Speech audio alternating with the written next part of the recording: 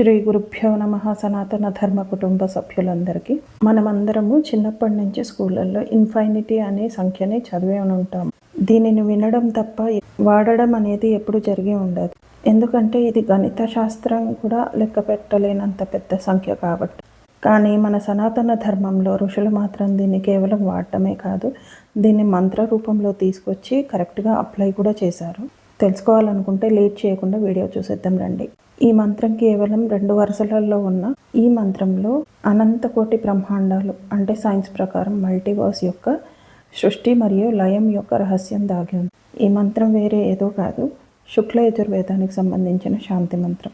ఈ మంత్రం ఇలా ఉంటుంది: పూర్ణమదః పూర్ణమిదం పూర్ణాత్ పూర్ణముదచ్యతే పూర్ణస్య పూర్ణమాదాయ పూర్ణమేవావశిష్యతే. ఇప్పుడు ఈ మంత్రంలోని మొదటి వరుస యొక్క అర్థాన్ని చూద్దాం. పూర్ణమదః పూర్ణమిదం పూర్ణాత్ పూర్ణముదచ్యతే అంటే ఆ పూర్ణాన్ని ఈ పూర్ణంతో కలిపినప్పుడు మనకు మిగిలేది కూడా పూర్ణమే అని అర్థం. ఇప్పుడు రెండో వరుస యొక్క అర్థం చూద్దాం. పూర్ణస్య పూర్ణమాదాయ పూర్ణమేవావశిష్యతే అంటే ఆ పూర్ణం నుంచి ఈ పూర్ణాన్ని తీసివేస్తే మనకు మిగిలేది కూడా పూర్ణమే అని అర్థం. అసలు మాకు ఈ పూర్ణాల యొక్క గొడవ ఏంటి అంటారా? ఇది మనం తినే పూర్ణాల యొక్క లెక్క కాదు. ఇక్కడ పూర్ణం అంటే ఒక కంప్లీట్నెస్.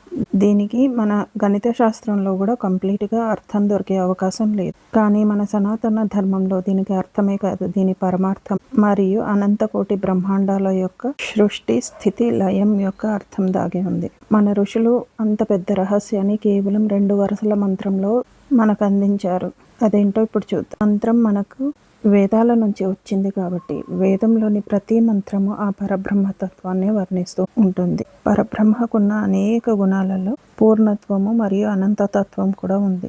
పూర్ణత్వము అంటే అఖిలాండ కోటి బ్రహ్మాండాలు మొత్తం ఆ పరమేశ్వరుడే వ్యాపించి ఉన్నాడని అర్థం.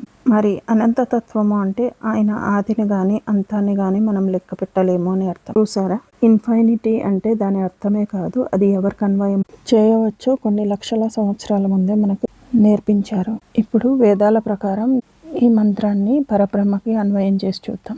పరమేశ్వరుడి నుంచి అనునిత్యం అనేక కోటి బ్రహ్మాండాలు పుడుతూనే ఉంటాయి. ఈ బ్రహ్మాండాలతో పాటు సంపూర్ణమైన బ్రహ్మలు కూడా పుడుతూనే ఉంటారు.